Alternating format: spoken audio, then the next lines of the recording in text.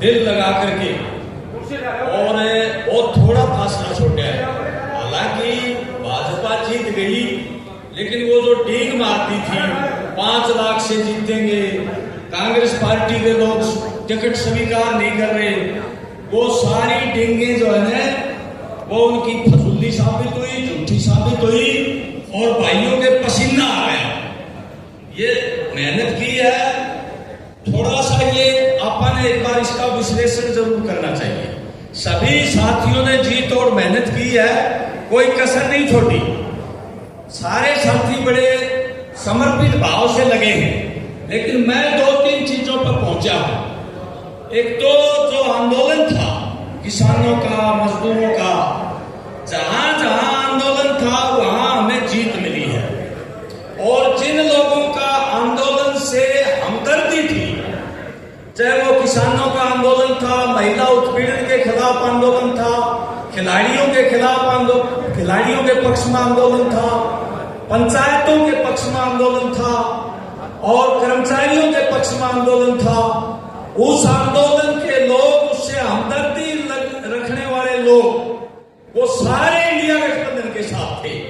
लेकिन जो लोग आंदोलनों से दूर रहे हैं, भाईचारे से दूर रहे हैं, वो निश्चित तौर पर गोदी मीडिया और कॉर्पोरेट मीडिया से जो प्रभावित थे, उन लोगों ने भाजपा को वोट दिया।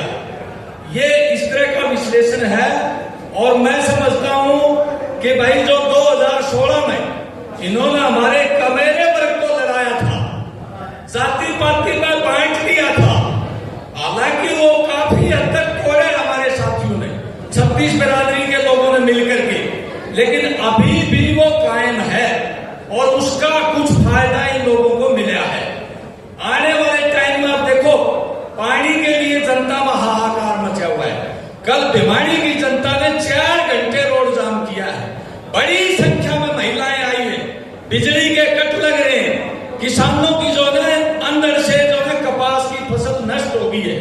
ये कहते थे सरसों और गेहूं मंडी में जो खरीदेंगे 72 घंटे में पेमेंट कर देंगे, 2 महीने से पेमेंट नहीं आया है। तो साथियों, हमने चुनाव लड़ा बेरोजगारी के मुद्दे पर, महंगाई के मुद्दे पर, महिला उत्पीड़न पर, कर्मचारी उत्पीड़न पर और सरपंचों के अधिकार खत्म किए। उन लोगों ने जो चुनाव लड़ा वो जाति पाति पर, धार्मिक उन्माद पर, मंदिर मस्जिद पर, वो उन लोगों के पास मुद्दे नहीं थे। हमारे सांसद जीत गए हैं, ठीक है, हमारा कोई व्यक्तिगत विरोध नहीं है उनसे, लेकिन मुद्दे नहीं थे उनके पास।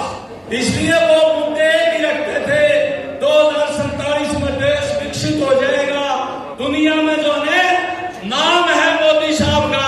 अरे मोदी साहब का नाम है तो फिलिस्तीन के ऊपर बम्बारमेंट हो रहा है, उसको बंद करवा दो, यूक्रेन में लोग मर रहे हैं, उसको बंद करवा दो। ये फालतू की बातें करते थे, कोई दमबाजी नहीं थी। इसलिए साथियों, आने वाले टाइम में मैं तो भाई एक बात कहता हूं, आज एक आदमी मिल गया मेरे को उधर यूपी का, मैंने उससे पूछा भाई ये राम का नाम बहुत ले रहे थे, मंदिर बनवाया, क्या कारण था कि फैजाबाद से भी अयोध्या से भी भाजपा हार गई?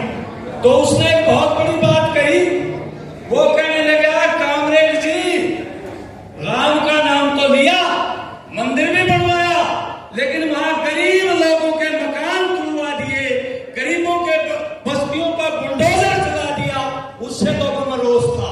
दूसरा वो कहने लगा, 1 मिनट लूंगा भाई, ज्यादा नहीं लूंगा।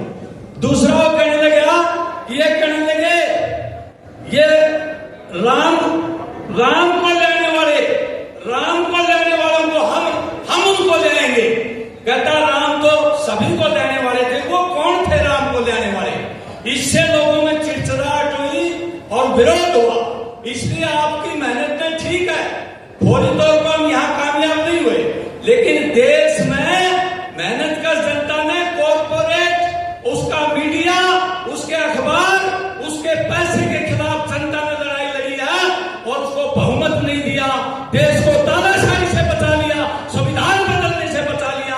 अब वो गिड़गिड़ाता फिर रहा है कुछ पार्टियों के सामने। ये आपकी मेहनत की रंग लाई है और इस मेहनत को, इस समर्पित भाव को आने वाले विधानसभा चुनाव में भी बढ़ा है।